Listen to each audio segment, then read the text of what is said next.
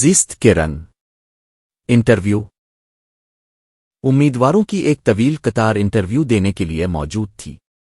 ہاتھوں میں فائلیں اور بڑے بڑے لفافے تھے جو ڈگریوں سے بھرے ہوئے تھے۔ بظاہر تو سب ویل آف نظر آ رہے تھے، لیکن ان کے چہروں سے ان کی اندرونی کہانیاں آیا تھیں۔ کچھ امیدوار انٹرویو دینے کے بعد قدرے پرسکون واپس جاتے ہوئے نظر آ رہے تھے، جبکہ کچھ اترے ہوئے چہروں کے ساتھ واپس جا رہے تھے۔ بہرحال ہر امیدوار انٹرویو سے پہلے خیالات میں کھویا کھویا نظر آ رہا تھا۔ یہ لوअر مڈل کلاس کے لوگ ہیں جن کی پریشانیاں انہیں وقت سے پہلے جوان کر دیتی ہے اور وقت سے پہلے بوڑھا بھی کر دیتی ہے۔ انہی امیدواروں میں ایک امیدوار جمشید بھی تھا جس نے MBA کیا ہوا تھا۔ کام کرنے کے بعد نوکری نہیں ملی۔ کسی نے مشورہ دیا کہ اخبارات میں زیادہ تر اشتہارات MBA پاس امیدوار کے لیے ہے، اس لیے تم MBA کر لو، اچھی ملازمت مل جائے گی۔ جمشید نے MBA بھی اچھے نمبروں سے کر لیا۔ ابھی یہ امید پیدا ہوئی تھی کہ اب تو ملازمت مل جائے گی، لیکن وہ جہاں بھی انٹرویو کے لیے جاتا اس سے سابقہ تجربے کے بارے میں پوچھا جاتا، اور وہ یہی جواب دیتا کہ کوئی مجھے ملازمت دے گا تو تجربہ بھی حاصل ہو جائے گا۔ جب تک ملازمت مل نہیں جاتی تجربہ کہاں سے لام؟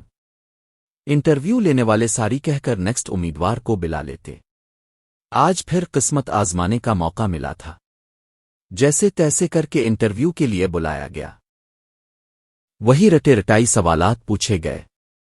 پہلے کہا کام کیا ہے؟ اب تک کام کیوں نہیں ملا؟ فیملی بیک گراؤنڈ کیا ہے؟ ہمیں تو ایسے نوجوانوں کی ضرورت ہے جن کی معاشرے میں مضبوط تعلقات ہو، جو ہمارے بزنس کو ترقی دے سکیں۔ جمشید کا نہ تو سابقہ تجربہ تھا اور نہ ہی معاشرے میں بڑے لوگوں سے تعلقات تھے۔ وہ بوجھل قدموں سے انٹرویو کے کمرے سے باہر نکلا۔ اسے ایسا محسوس ہو رہا تھا جیسے اس کے لیے کہیں بھی کوئی ملازمت نہیں ہے۔ برسوں کی پڑھائی نے اسے کوئی فائدہ نہیں دیا۔ دفتر سے نکل کر فٹ پاتھ پر آہستہ آہستہ چلتے وہ ارد گرد کے ماحول کا جائزہ لے رہا تھا۔ اس کی نظر ایک پاپ کارن بیچنے والے پر پڑی۔ جمشید اس کے پاس گیا اور اس سے پاپ کارن خریدا، اور دل کا بوجھ ہلکا کرنے کے لیے اس سے چند باتیں کرنا چاہی۔ اس سے پوچھا کہ دن بھر میں کتنے پیسے مل جاتے ہیں۔ اس نے کہا جناب 500-600 روپے شام تک بچت کر لیتا ہوں، مہینے میں تقریباً 20,000 روپے تک کما لیتا ہوں۔ جمشید دل نے خیال کرنے لگا کہ میں جہاں انٹرویو دے کر آ رہا ہوں وہاں پر بھی تو تقریباً اتنی ہی یا اس سے تھوڑی زیادہ تنخواہ پر لوگوں کو رکھا جا رہا تھا، اور مجھے تو نوکری بھی نہیں ملی کیونکہ میرے پاس سابقہ تجربہ نہیں ہے۔